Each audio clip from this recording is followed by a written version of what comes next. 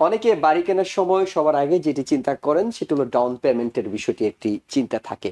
আমরা কি খুব অল্প ডাউন পেমেন্ট কিংবা নো ডাউন পেমেন্টে বাড়ি কেনার কোনো সুযোগ আছে কিনা? যত কম ডাউন পেমেন্ট দিব, কিন্তু ইন্টারেস্ট রেট এত হাই ইন্টারেস্ট বেশি পে করতে হবে, একই সঙ্গে মান্থলি ইনস্টলমেন্টও কিন্তু বেশি হচ্ছে। বেশি হচ্ছে, সেই দিকেও আপনাকে খেয়াল রাখতে হবে। এখন আমরা যখন মর্টগেজ নেই তখন আমাদের কাছে দুটো অপশন থাকে, একটা অপশন থাকে মর্টগেজ ব্যাংক থাকে, আবার মর্টগেজ ব্রোকার থাকে।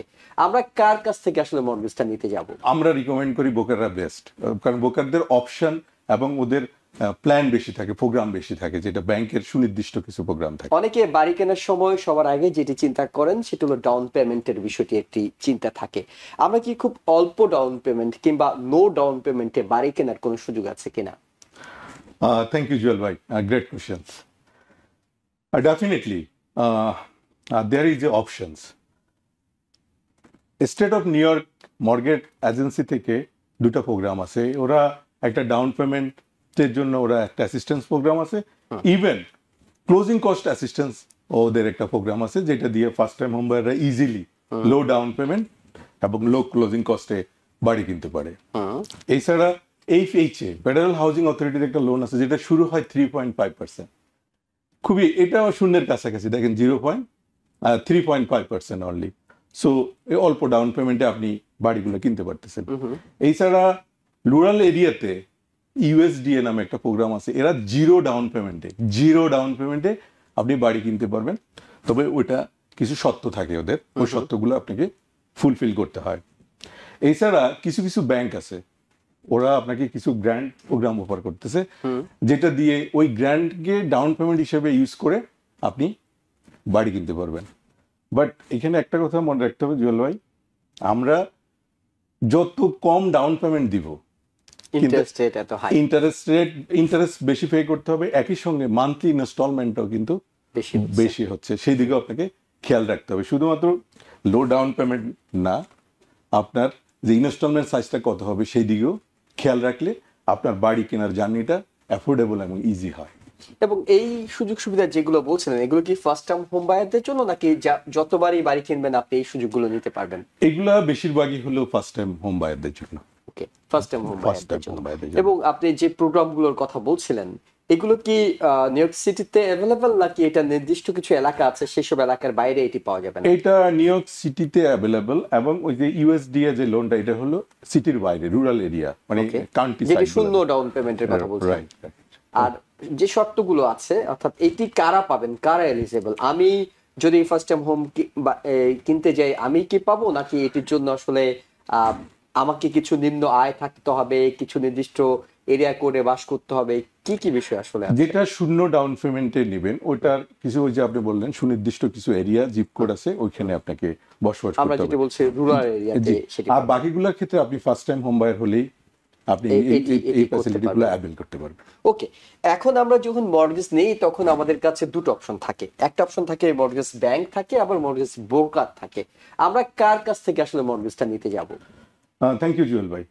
এখন দেখেন, যারা মর্গেজ ব্যাংকার ওরা কিন্তু ওদের নিজেদের ফাইন্যান্সটা নিজেরা করে, অর্থাৎ ওই ফাইন্যান্সটা তাদের ওন প্রোডাক্ট। সেক্ষেত্রে আপনার কস্ট একটু কম থাকে, বাট এখানে অনেক সময় বিভিন্ন লিমিটেশন থাকে, অপশন কম থাকে। বাট যদি আপনি মর্গেজ ব্রোকারদের থেকে লোন নেন, সেই ক্ষেত্রে এরা কিন্তু অ্যারাউন্ড অনেকগুলো লেন্ডারের কাছে একই সঙ্গে শপিং করে। তো শপিং করতে গেলে সেক্ষেত্রে অপশন আপনার অনেক বেশি থাকে, এবং আপনার ইন্টারেস্ট রেট এক একজন লেন্ডারের এক এক রকম হয়। সেক্ষেত্রে আপনি যদি অ্যাটলিস্ট ক্লোজিং এর আগে 3-4টা কোটেশন অ্যানালাইসিস করেন, যে এখানে আমাকে বেস্ট রেট দিছে বাট ক্লোজিং কস্ট বেশি কিনা, না ক্লোজিং কস্ট কম, এটা যদি কম্পারেটিভ অ্যানালাইসিস করে আপনি কিনতে পারেন, আমাদের সাজেশনস থাকে যে সেক্ষেত্রে মর্গেজ ব্রোকাররা আপনাকে বেটার রেট এবং কারণ আপনি বেটার ব্যাংক কোনটা সেটি হয়তো আপনি জানেন না, এই কারণে আপনি যে কোনো একটি ব্যাংকের কাছে গিয়েছেন, তার ফ্যাসিলিটিসটার থেকে অন্য আরেকটা ব্যাংক ভালো ফ্যাসিলিটিস দিতে পারে যেটি ব্রোকার জানে, সেজন্য আপনি বলছেন ব্রোকারের কাছে যেতে। ব্রোকাররা, আমরা রিকমেন্ড করি ব্রোকাররা বেস্ট, কারণ ব্রোকারদের অপশন এবং ওদের প্ল্যান বেশি থাকে, প্রোগ্রাম বেশি থাকে, যেটা ব্যাংকের সুনির্দিষ্ট কিছু প্রোগ্রাম থাকে। কিন্তু এমন কোন বিষয় কি হয়, একটি ব্যাংক যত দ্রুত আপনার মর্গেজটা দিতে পারে, ব্রোকাররা কি এত দ্রুত দিতে পারে, যেহেতু ওরা ভায়া হয়ে কাজ করছে, মিডিয়া হয়ে কাজ করছে। আপনার ডকুমেন্টস গুলো যদি অ্যাকুরেট থাকে এবং অন টাইমে আপনি যদি ওদের কিছু আন্ডাররাইটারের কিছু ক্রাইটেরিয়া থাকে, ওকে, এই ক্রাইটেরিয়া কিন্তু ব্যাংকের ক্ষেত্রেও কিন্তু আন্ডাররাইটার থাকে, ব্রোকারের ক্ষেত্রেও আন্ডাররাইটার থাকে। ওই ক্রাইটেরিয়া গুলো যদি আপনি খুব কুইকলি ফুলফিল করতে পারেন, দুই ক্ষেত্রেই বেটার, দুই ক্ষেত্রেই কিন্তু কম্পারেটিভলি আপনি তাড়াতাড়ি পাবেন, তাড়াতাড়ি পাচ্ছেন। এবং কিছু কিছু দর্শক হয়তো অভিযোগ জানান, কিংবা যারা বাড়ি কিনেছেন তারা এই সমস্যাটা অনেক সময় পড়েন, সেটা হলো তারা একটা ফিক্সড রেট ইন্টারেস্টে বাড়িটা কিনেছেন, মর্গেজটা নিয়েছেন, কিন্তু পরবর্তীতে কয়েক মাস পর পর দেখা যাচ্ছে মর্গেজের ইনস্টলমেন্টটা বেড়ে যাচ্ছে। এই ধরনের সমস্যা কেন ফেস করতে হয়? জুয়েল ভাই, আমরা আপনার এই অনুষ্ঠানে আমি একদিন আলোচনা করেছি যে টু টাইপের ইন্টারেস্ট থাকে, একটা হলো অ্যাডজাস্টেবল ইন্টারেস্ট রেট, আর একটা হলো ফিক্সড রেট। ফিক্সড রেট ইন্টারেস্টের ক্ষেত্রে আপনার লোনটা কিন্তু 30 ইয়ার্স এর জন্য ফিক্সড থাকে। এখন কোশ্চেন থাকে, তাহলে কেন আমার 30 ইয়ার্স এর জন্য ফিক্সড হলেই তাহলে আমার ইনস্টলমেন্ট 30 ইয়ার্স এর জন্য ফিক্সড থাকা উচিত ছিল, ইনস্টলমেন্ট সাইজটা কেন এটা ভেরিয়েবল হয়, কম বেশি হয়, এটাই তো কোশ্চেন। এটা কেন হয়? এটা কারণ হলো, সে মনে করেন আপনাকে বুঝতে হবে যে একটা ব্যাংকে যখন আমরা কিস্তি বা ইনস্টলমেন্ট পে করি, ইনস্টলমেন্টের কিন্তু 4টা পার্ট থাকে। একটা পার্ট হলো প্রিন্সিপাল, একটা ইন্টারেস্ট, আরেকটা হলো ইন্স্যুরেন্স, আরেকটা হলো ট্যাক্স। এখন যদি আপনি ফিক্সড রেটে মর্গেজ নিয়ে থাকেন তাহলে আপনার প্রিন্সিপাল এবং ইন্টারেস্ট ফিক্সড 30 ইয়ার্স। ওকে, এখন দেখেন, আপনি যে এলাকায় বাড়িটা কিনছেন ওই এলাকায় ধরেন একটা নতুন করে মসজিদ নির্মাণ হলো, নতুন করে একটা মন্দির নির্মাণ হলো, নতুন করে একটা সুপার মার্কেট নির্মাণ হলো, নতুন করে একটা ইউনিভার্সিটি নির্মাণ হলো, বা কমার্শিয়াল কমপ্লেক্স নির্মাণ হলো, তখন কি হয়? ওই এলাকাটার ভ্যালুটা বেড়ে যায়। যখনই এলাকাটার ভ্যালু বেড়ে যায় তখন আপনার ওই যে ট্যাক্স বেশি আসে। ট্যাক্স যখনই বেশি হবে তখন আপনার ইন্স্যুরেন্সটা বেড়ে যায়। এই ট্যাক্স এবং ইন্স্যুরেন্স বেড়ে যাওয়ার কারণে আপনার ওই ইনস্টলমেন্ট সাইজটা একটু বেড়ে যায়, কিন্তু আপনার প্রিন্সিপাল এবং ইন্টারেস্ট ওই দুইটা ফিক্স থাকে। ট্যাক্স এবং ইন্স্যুরেন্স বেড়ে যাওয়ার কারণে ইনস্টলমেন্টটা বেড়ে যাচ্ছে। আশা করি আমি ক্লিয়ার করতে পেরেছি। এবং একইভাবে যদি কোনো একটা এলাকায় দেখা গেল যে অপরাধটা বেড়ে যাচ্ছে, অর্থাৎ বেড়ে যাওয়ার বিষয়টা আসছে, কমার কি কোনো সুযোগ আছে, নাকি এটা কমার কোনো সুযোগ নেই, বেড়েই যেতে পারে? এটা বেশিরভাগ সময় যেহেতু এটা রিয়েল এস্টেটে খুব বড় ধরনের কোনো ডিজাস্টার না হলে রিয়েল প্রপার্টির ভ্যালু সহজে কমে না, এটা বেড়ে যায়, নরমালি বেড়ে যায়, খুব বেশি এক্সেপশনাল কিছু না। কিন্তু হয়তো বন্যা কিংবা প্রাকৃতিক কোনো দুর্যোগের কারণে ইন্স্যুরেন্সের হয়তো কিছুটা কম আসতে পারে, এমন কোনো বিষয় কি আছে? এই ইন্স্যুরেন্সটা তো অনেক সময় মনে করেন কমতে পারে। মনে করেন কোন এলাকায় ক্রাইম রেটের কারণে আপনার ইন্স্যুরেন্সটা হাই ছিল, পরবর্তী সরকার ওই এলাকায় ক্রাইম কন্ট্রোল করলে এটা কমে যেতে পারে। ওকে, তার মানে খুব কম আসলে বেশিরভাগ সময় বেড়ে যায়। তবে সেই বাড়াটা অনেক আকাশ পাতাল পার্থক্য তৈরি হয় না, যেহেতু ট্যাক্স তো আসলে রাতারাতি হঠাৎ করে অনেকটুকু বেড়ে যায় না, একটা পলিসি আছে, নানা মাধ্যমে সেই ট্যাক্সটা অল্প পরিমাণে বাড়ে। এক্স্যাক্টলি। জি, আমরা একটু আপনার কাছে আরেকটু বিস্তারিত জানতে চাই, সেটা হলো কপ এবং কন্ডো, এই যে দুটোর মধ্যে পার্থক্য, এটি একটু আপনার কাছে জানি। থ্যাংক ইউ জুয়েল ভাই, এটা একটা গ্রেট কোশ্চেন এবং দর্শকদেরও আমি মনে করি জানা উচিত। দেখেন, কোপ বা কোঅপারেটিভ হলো এটা একটা প্রপার্টারি লিজ, এটা কিন্তু আপনার ওনারশিপ নাই। এখানে আপনাকে যখন একটা কোঅপ কিনবেন আপনাকে একটা প্রপার্টারি লিজ দেওয়া হয়। এই লিজটা হয় কিরকম, সে মনে করেন আপনাকে 99 ইয়ার্স এর একটা লিজ দিল, আচ্ছা, এবং আপনি যখন এই পুরো ওদের যখন পেইড অফ করলেন আপনি শুধু বিল্ডিং এর একটা অংশ পেলেন। বিল্ডিংটা যে ল্যান্ডের উপরে, ওই ল্যান্ডের কোনো মালিকানা আপনার থাকে না। ওকে, কোনো কারণে যদি ওই বিল্ডিংটা প্রাকৃতিক ডিজাস্টার, ভূমিকম্প বা কোনো কারণে এটা যদি ডিজাস্টার হয়ে বিল্ডিংটা যদি গ্রাউন্ড জিরো হয়ে যায়, এখানে যদি নতুন করে আরেকটা বিল্ডিং তৈরি হয়, সেক্ষেত্রে কিন্তু আপনার ওই কোনো অধিকার বা মালিকানা থাকে না, কারণ এটা হলো ওই বিল্ডিং এর একটা প্রপার্টারি লিজ আপনি পাচ্ছেন। এখন কন্ডো বা কন্ডোনিয়ামটা কি? কন্ডো বা কন্ডোনিয়ামটা হলো, আমরা যখন বাংলাদেশে থাকতাম যে মিরপুর ডিওএসএস বা বসুন্ধরা যে আমরা যে ফ্ল্যাটগুলো কিনতাম, অনেকটা সেরকম। এটা হলো আপনাকে ওরা ডিড দিয়ে দিবে, দলিল দিয়ে দিবে, মালিকানা দিয়ে দিবে। এই ফ্ল্যাট কেনার সঙ্গে সঙ্গে আপনি বিল্ডিংটা ওই পুরো বিল্ডিংটার একটা খণ্ড আপনি পাচ্ছেন, একই সঙ্গে ওই বিল্ডিংটা যে জমির উপরে, ল্যান্ডের উপরে, ওইটারও একটা মালিকানা আপনি পাচ্ছেন। অর্থাৎ কন্ডোর ক্ষেত্রে আপনি কি পাচ্ছেন? এক খণ্ড ফ্ল্যাট পাচ্ছেন, এক খণ্ড জমি পাচ্ছেন। আর কোঅপের ক্ষেত্রে আপনি শুধু এক খণ্ড অ্যাপার্টমেন্ট পাচ্ছেন, জমির মালিকানা পাচ্ছেন না। আরো কিছু পার্থক্য থাকে, যেমন কোঅপের ক্ষেত্রে আপনি যখন এটা বিক্রি করবেন, এখন আপনি বিক্রি করবেন এক্স মিস্টার এক্স এর কাছে, এবং মিস্টার এক্স আপনার বন্ধু, সে আপনার কাছে আসলো, আপনি বললেন হ্যাঁ ঠিক আছে আমার বন্ধুর কাছে আমি এটা বিক্রি করে দেবো, আপনি চাইলে এটা বিক্রি করতে পারবেন না। ওই যে কোঅপ বোর্ড, ওটাকে অ্যাপ্রুভ দিতে হবে এবং কোঅপ বোর্ড ওকে লাইক করতে হবে, এবং তারা মনে করতে হবে যে হ্যাঁ এই এই কোঅপটা কেনার যোগ্য সে, অর্থাৎ আপনার সিদ্ধান্তের এককভাবে এটা নির্ভর করে না। একই সঙ্গে এই বাড়িটা, এই কোঅপটা যদি আপনি ভাড়াও দিতে চান, সেক্ষেত্রে আপনি যদি মনে করেন আমার কাছে ভাড়া দিবেন, আপনার কোঅপ বোর্ড যদি মনে করে না উনি এটা যোগ্য না, আপনি কিন্তু আপনি কিন্তু ওনার, কিন্তু আপনি আমাকে দিতে পারবেন না। বাট ইয়ের ক্ষেত্রে, কন্ডোমিনিয়ামের ক্ষেত্রে এটা look like single property, single family হাউসের মতো, আপনি চাইলে যাকে খুশি তার কাছে ভাড়া দিবেন, এটা আপনার নিজস্ব চিন্তা আছে। অর্থাৎ আপনি প্রকৃত বাড়িওয়ালা হতে পারবেন, কিন্তু কোঅপের ক্ষেত্রে আপনি বাড়িওয়ালা হয়েও ভাড়াটিয়ার মতোই থাকতে হচ্ছে, কিংবা আপনাকে কোনো সিদ্ধান্ত নেওয়ার সুযোগ আপনি পাচ্ছেন না। এক্স্যাক্টলি, আপনি যেটা বলতেছেন ওকে, এক্স্যাক্টলি তাই। এটা অনেকের কাছে পরিষ্কার হয়েছে, কারণ অনেকেই হয়তো ভাবেন যে কোঅপ করলে তো হয়, কন্ডো কেনার দরকার কি, খরচটাও কিছুটা কম কিংবা জটিলতা কিছুটা কম থাকে। একজন দর্শক আছেন টেলিফোনে। দর্শক, আপনার প্রশ্নটি নিতে চাই, আপনি প্রশ্নটি করুন। হ্যালো, আসসালামু আলাইকুম। ওয়ালাইকুম আসসালাম, আমরা শুনতে পাচ্ছি। আমি বলছিলাম কি যে আমার বাড়ি কেনার ব্যাপারে, আমি সিটিজেনশিপ, হ্যাঁ, আমার বোন সিটিজেনশিপ না, ও হলো সাথে আছে, বুঝছেন? তা আমি দুজনে মিলে কি ও চাকরি করে, কিন্তু এখন কি আমরা দুজনে মিলে একটা বাড়ি কিনতে পারি? একটু আপনি কি বুঝতে পেরেছেন? আমরা একটু পরিষ্কার হয়নি আপনার কাছে। আপনি সিটিজেন, আপনার বোন সিটিজেন না? না, ও হলো আপনার এই যে ওবামার ওই ঢাকার মধ্যে আছে, কিন্তু ও কিন্তু চাকরি করতেছে, চাকরি দিচ্ছে, হ্যাঁ, সবকিছু করতেছে। তা আমরা দুজনে মিলে কি ব্যাংক তো আমার সাথে সব কাগজ করতে চাচ্ছে, তা আমি বলছি ও কি আমার সাথে মানে শেয়ার হয়ে কি কোনো বাড়ি কিনতে পারবে? ওকে, ওকে, ধন্যবাদ। ব্যাংক আপনি বুঝতে পেরেছেন? কোন প্রশ্ন আছে ওনার কাছে আপনার? না ঠিক আছে, আমি বুঝতে পেরেছি। জি, ধন্যবাদ। আপনি আমেরিকাতে বাড়ি কেনার ক্ষেত্রে আপনার শুধুমাত্র যদি এখানকার লিগ্যাল ভিসা থাকে, এখানকার স্টে করার সুযোগ আছে। হ্যাঁ, স্টে করার সুযোগ আছে, তারাই কিন্তু বাড়ি কিনতে পারবেন। এই ক্ষেত্রে আপনার গ্রিন কার্ড হতে হবে, আপনাকে পাসপোর্টধারী হতে হবে, এই দেশের লতে এটা ম্যান্ডেটরি না। সো আপনি এবং আপনার বোন ইজিলি বাড়িটা কিনতে পারবেন যদি আপনার অ্যাফোর্ডেবল ইনকাম থাকে লোন পাওয়ার জন্য। ওনার বোন চাকরি করে বলছিলেন তিনি। ডেফিনেটলি আপনার জন্য এটা ভেরি ইজি আপু, থ্যাংক ইউ। জি, অর্থাৎ বাড়িটি আপনি কিনতে পারছেন, আপনাকে অভিনন্দন। আমরা একটু রিয়েলটর মির্জা মাহমুদ হোসেন, আপনার কাছে আরো কিছু প্রশ্ন রাখতে চাই। আমরা আপনার কাছে জানতে চাই, অনেক সময় আমরা হোম ইন্স্যুরেন্স নিই, এরপর আমাদেরকে বায়ারদেরকে আরো দুটা ইন্স্যুরেন্স দিতে হয়, একটা হলো ওনার পলিসি এবং ল্যান্ডার পলিসি নিতে হয়।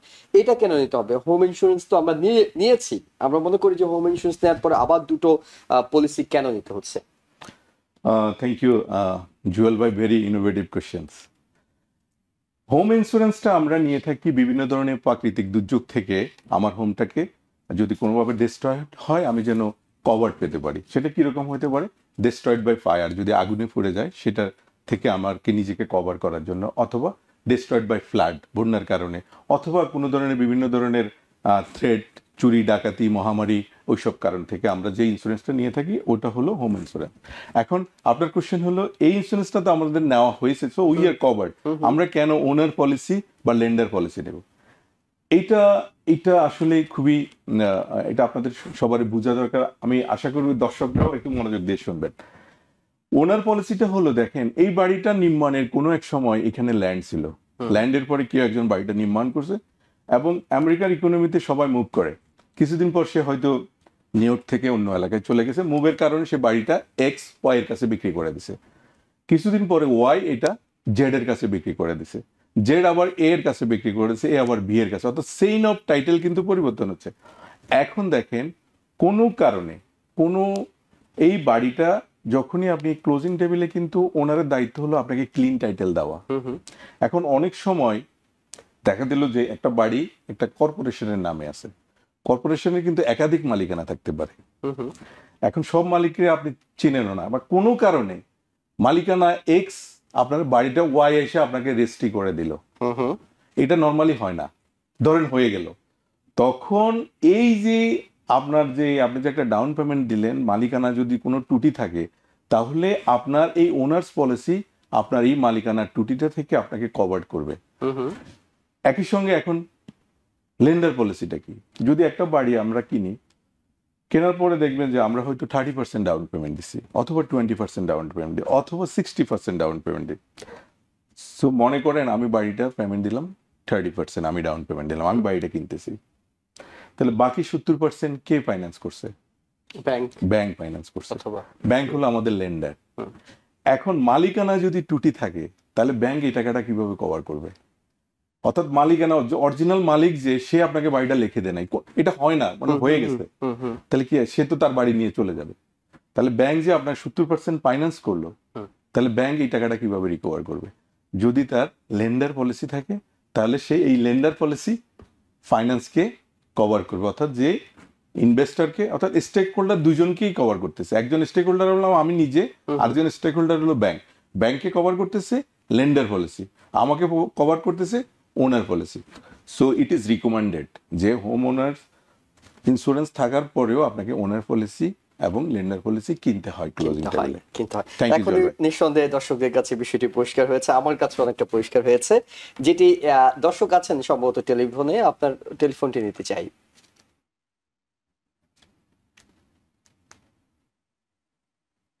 হ্যালো, জি হ্যালো, আমরা শুনতে পাচ্ছি, আপনি প্রশ্নটি করুন। দেখো কোশ্চেন হলো, আমার নাম মোহাম্মদ সেলিম রেজা, জি কুইন্স ভিলেজ থেকে বলছি। জি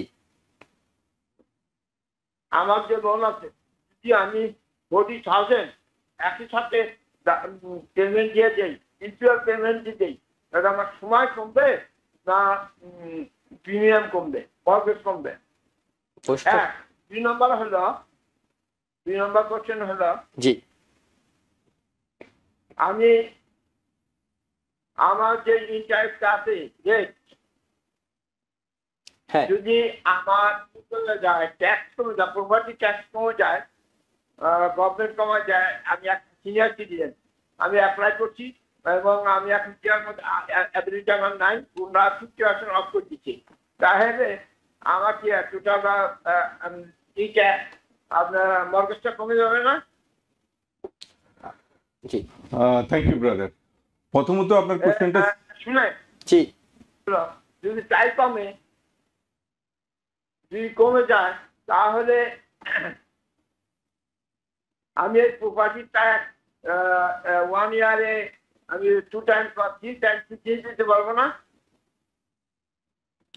ওকে, আমাদের কাছে পরিষ্কার, প্রশ্নটি কি আপনি পরিষ্কার হয়েছে? জি জি জি থ্যাংক ইউ ব্রাদার। প্রথমত আপনার কোশ্চেন ছিল যে আপনি যদি প্রিপেমেন্ট, অগ্রিম পেমেন্ট করে দেন, সেই ক্ষেত্রে আপনার যদি, আপনি যখন লোনটা নিয়েছেন তখন যদি আপনার প্রিপেমেন্ট যে একটা ক্লজ থাকে সেটা যদি থেকে থাকে, তাহলে ওই ক্লজের কন্ডিশন অনুযায়ী আপনি ওয়ান টাইম সেটেল করে দিতে পারবেন। সেক্ষেত্রে যদি প্রিপেমেন্ট কোনো পেনাল্টি না থেকে থাকে, আপনি ইজিলি ওটা পে অফ করে দিতে পারবেন। আপনার দ্বিতীয় কোশ্চেনটা ছিল যে আপনার প্রপার্টি ট্যাক্স যদি কমে যায়, সেক্ষেত্রে আপনার ইন্টারেস্ট কমবে কিনা। হ্যাঁ, ডেফিনেটলি। আমি একটু আগেই, আপনি হয়তো আমাদের আলোচনা শুনেছেন যে একটা মর্গেজ ইনস্টলমেন্টের 4টা কম্পোনেন্ট থাকে। একটা বলছি প্রিন্সিপাল, ইন্টারেস্ট, আর কি ইন্স্যুরেন্স এবং ট্যাক্স। সো যেহেতু আপনার ট্যাক্স কমে গেলে ডেফিনেটলি আপনার ইনস্টলমেন্ট সাইজটা কমে আসবে। Thank you. জি, আরেকজন দর্শক আছেন। দর্শক, আপনার টেলিফোনটি নিতে চাই, আপনি প্রশ্নটি করুন। জি, আসসালামু আলাইকুম। ওয়ালাইকুম আসসালাম। আমার দুটো প্রশ্ন রয়েছে আজকে। প্রথম প্রশ্নটা হচ্ছে, আমি জানতে চাচ্ছিলাম যে হোম ইকুইটি লোন আর হচ্ছে হিলকের পার্থক্যটা। আর দ্বিতীয় প্রশ্নটি হচ্ছে, আমি যদি হোম ইমপ্রুভমেন্ট লোন নিতে চাই কি কি লাগবে? ধন্যবাদ আপনাকে। ধন্যবাদ ব্রাদার। আপনার দুইটা কোশ্চেনই মর্গেজ রিলেটেড। সো আমরা রিয়েল এস্টেট সম্পর্কে আজকে কথা বলতেছি। আপনি আমাদের অফিসে আসুন, আমাদের মর্গেজ এক্সপার্টরা আছেন, আমরা একসাথে বসে আপনার এই প্রবলেমটা সলভ করব। জি, দর্শক আপনাকে ধন্যবাদ। আপনার কাছে শেষ যে প্রশ্নটি করতে চাই, অনেক ইনভেস্টমেন্ট প্রপার্টির সময় আমরা মনে করি যে ফুল ক্যাশে কিনবো নাকি আমরা ফাইন্যান্সে কিনবো, এই ক্ষেত্রে আপনাদের অপিনিয়ন কি থাকে? থ্যাংক ইউ জুয়েল ভাই। দেখুন, আমেরিকান ইকোনমিতে একটা কথা আছে, লিভারেজ। লিভারেজ শব্দের অর্থ হলো যে অন্যের ক্যাশ ইউজ করে নিজের সম্পদ বাড়ানো, নিজের ইকুইটি বাড়ানো, নিজের ওয়েলথ বাড়ানো। সো আপনি কেন 100% ক্যাশে একটা জিনিস একটা বাড়ি কিনবেন? আপনি বরং 100% ক্যাশে না কিনে 25% ডাউন পেমেন্ট দিয়ে 4টা বাড়ি কিনুন। পরবর্তীতে রেন্টাল ইনকাম থেকে আপনি আপনার মর্গেজ পরিশোধ করুন। সো আমেরিকান ইকোনমির যে শব্দটা লিভারেজটাকে আমরা পরিপূর্ণভাবে ইউজ করতে হলে আপনি ফুল ক্যাশে না কিনে 25% ডাউন পেমেন্ট দিয়ে একাধিক প্রপার্টি কিনুন এবং রেন্টাল ইনকাম থেকে আপনি আপনার মর্গেজ পরিশোধ করুন এবং একটা অংশ আপনার পকেটে নিয়ে নিন। কারণ আপনি যদি পুরোটা ক্যাশে কেনেন তাহলে যেটা হলো আপনাকে মর্গেজ দিতেই হচ্ছে, কিন্তু আপনি একটা বাড়ির মালিক হচ্ছেন 30 বছর পরে। কিন্তু আপনি যদি তখন তো আর মর্গেজের বিষয় নেই, 30 বছর নেই, কিন্তু আপনি যদি 4টা বাড়ি কেনেন সেক্ষেত্রে আপনি একটা নির্দিষ্ট সময় শেষে 4টা বাড়ির মালিক হচ্ছেন। আরেকজন দর্শক আছেন টেলিফোনে। দর্শক, আপনার টেলিফোনটি নিতে চাই।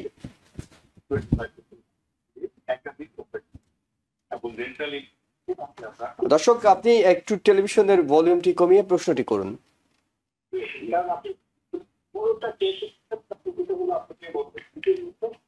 দর্শক, আমরা শুনতে পাচ্ছি, আপনি কি আমাদের শুনতে পাচ্ছেন? হ্যালো, আসসালামু আলাইকুম। ওয়ালাইকুম আসসালাম, আপনি প্রশ্নটি করুন আপা। আমার প্রশ্ন হচ্ছে, আমার ভাই যখন বাড়ি কিনছে হ্যাঁ, তখন ওইখানে আমিও ডাব্লিউসিতে চাকরি করতাম, তো আমারও নাম ছিল, হুম আমার সিগনেচার নিচে ওর বাড়িতে আমার ভাইয়ের সাথে আমার নামও ছিল। হুম এখন আমি যদি একটা বাড়ি নিতে চাই, তখন আমি যে আমার ভাইকে বাড়ি কিনে দিচ্ছি, এখন আমি বাড়ি নিতে কোনো অসুবিধা হবে কিনা? থ্যাংক ইউ আপু। এখানে একটু অসুবিধা হবে, কারণ লোন দেওয়ার সময় লেন্ডার সবসময় ডেপ্ট টু ইকুইটি হিসাব করে, অর্থাৎ আপনার ইনকামের তুলনায় আপনার ডেপ্ট, আপনার লায়াবিলিটি কতটুকু আছে। যেহেতু আপনি আপনার ভাইকে কো পেমেন্টের জন্য সাইন দিয়েছেন, সেখানে একটা লায়াবিলিটি শো করতেছে। সো আপনি বেটার হবে আপনার ভাইকে বলেন ওটা রিফাইন্যান্স করে আপনাকে ওপেন করে দিতে বা আপনাকে রিলিজ দিয়ে দিতে, এরপর আপনি বাড়িটা কিনুন, এটা আপনার জন্য ইজি হবে। থ্যাংক ইউ আপু। জি, নিঃসন্দেহে আপনি আপনার প্রশ্নের উত্তরটি পেয়েছেন, এবং দর্শক যারা প্রশ্ন করছিলেন, আপনাদের অনেকগুলো প্রশ্ন আমরা এখনো হয়তো সময় স্বল্পতার কারণে নিতে পারছি না। তবে ব্যক্তিগতভাবে যদি রিয়েলটরের সাথে যোগাযোগ করেন, তিনি হয়তো আপনাদের প্রশ্নগুলোর উত্তর দিতে পারবেন। নিউ ইয়র্ক থেকে সম্প্রচারিত TVN 24 টেলিভিশন, বিশ্বজুড়ে বাঙালির কণ্ঠস্বর।